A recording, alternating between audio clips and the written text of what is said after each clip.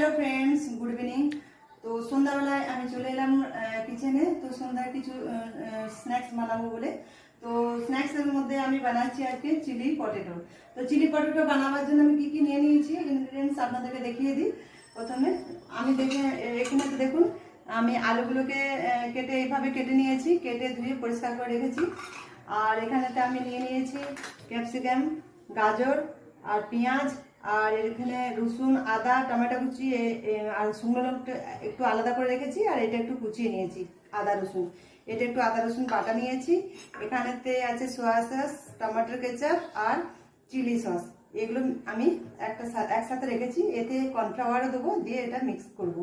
তো কর্নফ্লাওয়ার নিয়ে নিয়েছি আমি। এখানেতে জল এখানে গরম করতে দিয়ে দিচ্ছি। এবার জলের মধ্যে আমি একটু নুন দিয়ে দেবো, জলের মধ্যে একটু নুন দিয়ে দেবো, দিয়ে আলুগুলোকে একটু আমি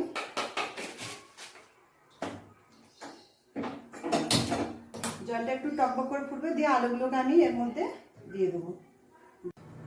আলু মোটামুটি একটু সিদ্ধ হয়ে গেছে, মানে একটু নুনটা অবজার্ভ করার জন্য আমি মানে একটু ইয়ে করলাম আর কি, নুন দিয়ে দিলাম জলের সাথে, যাতে আলুটার ভিতরেও নুনটা যায়। তো এবার আমি আলুগুলোকে ছেঁকে ছেঁকে তুলে নিচ্ছি। এই একটু জল আমি গরম করতে দিলাম। আবার এই টমেটো আর রসুন আর আদা যেগুলো আমি কুচিয়ে রেখেছিলাম, এগুলো একটু এর মধ্যে সিদ্ধ করে নেবো। এগুলো সিদ্ধ করে নেবো, সিদ্ধ হয়ে গেলে, নরম হয়ে গেলে এগুলো আমি মিক্সির মধ্যে পেস্ট করে নেবো। এখন এবারে আলুটার মধ্যে আমি কি কি দিয়ে দিচ্ছি দেখুন। আদা রসুনের পেস্ট আমি দিয়ে দিচ্ছি। এর মধ্যে আমি 2 চামচ ময়দা দেবো।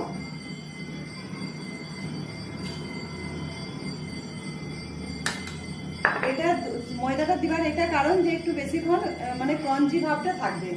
আর আমি 1 চামচ এতে দেবো কর্নফ্লাওয়ার, আর তার সাথে দিয়ে দেবো একটু নুন। এটাকে আমি ভালো করে মিক্স করে নেব, হাতে করে মিক্স করতে হবে, নাহলে এটা ভালো ইয়ে হবে না। এরপরে টমেটোটা নরম হয়ে গেছে, আমি এটা উঠিয়ে মিক্সির মধ্যে পেস্ট করে নেব।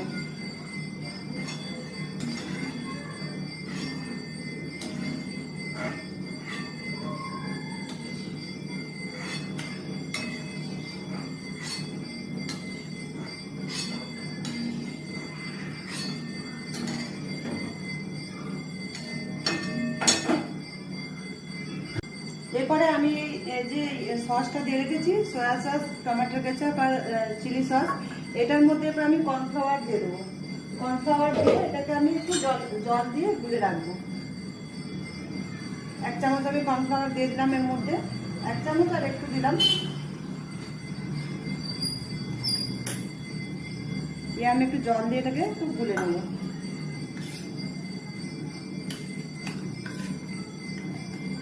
এর মধ্যে আমি তেল দিয়ে দিচ্ছি। তেল গরম হয়ে গেলে এগুলোকে আমি আস্তে আস্তে মানে 1টা 2টো করে আমাকে এটা ছেঁকে ছেঁকে তুলে নিতে হবে। তেলটা একটু গরম হতে দিই, তারপরে আমি যেখানে আমি এটা পেস্ট করে নিয়েছি, আর এটা আমি মানে গুলে রেখেছি। এরপরে এগুলোকে আমি হাতে করে 1টা 2টো করে করে ছাড়তে হবে, নাহলে এগুলো চিপকে যাবে একসাথে।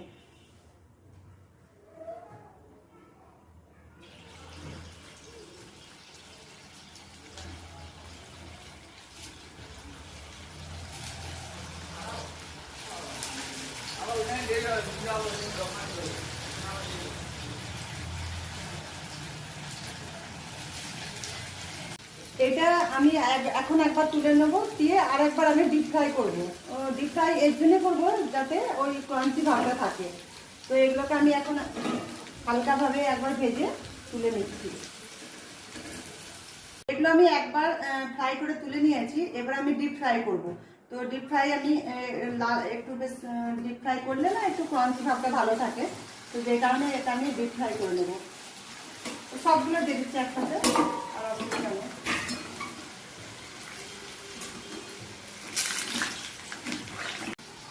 আর দেখুন এগুলো সব লাল লাল হয়ে গেছে, আপনারা দেখতেই পাচ্ছেন এই লাল লাল ভাব চলে এসেছে। এবার আমি এগুলোকে তুলে নেব।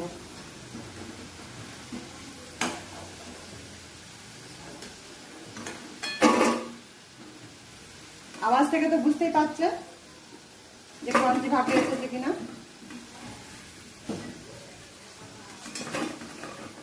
এরপরে এই তেলটার মধ্যে, গরম তেলটার মধ্যে আমি এরপর দিয়ে দিচ্ছি আদা রসুনের কুচিটা।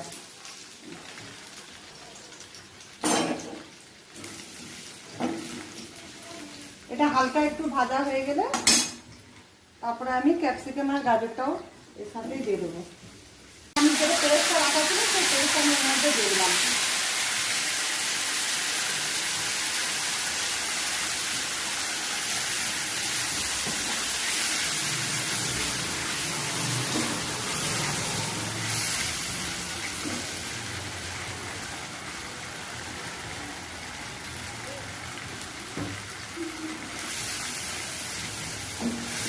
এবার আমি পেঁয়াজ, গাজর আর ক্যাপসিকাম এই তিন সবজিগুলো সব দিয়ে দিলাম।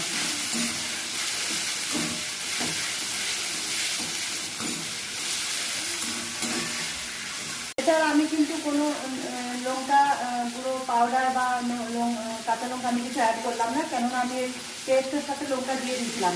এরপর আমি এই যে ইয়েটা বানিয়ে রেখেছি কর্নফ্লাওয়ার দিয়ে, নানা রকম সস দিয়ে, চিলি সস, টমেটো কেচাপ, এটা আমি এর মধ্যে দিয়ে দিলাম।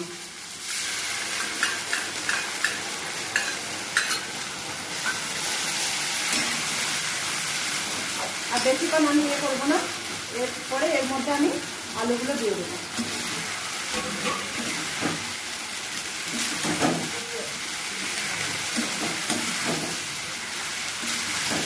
এরপর আমি আলুটা দিয়ে বেশিক্ষণ আমি নাড়াচাড়া করবো না, তাহলে আলুটা কিন্তু নরম হয়ে যাবে।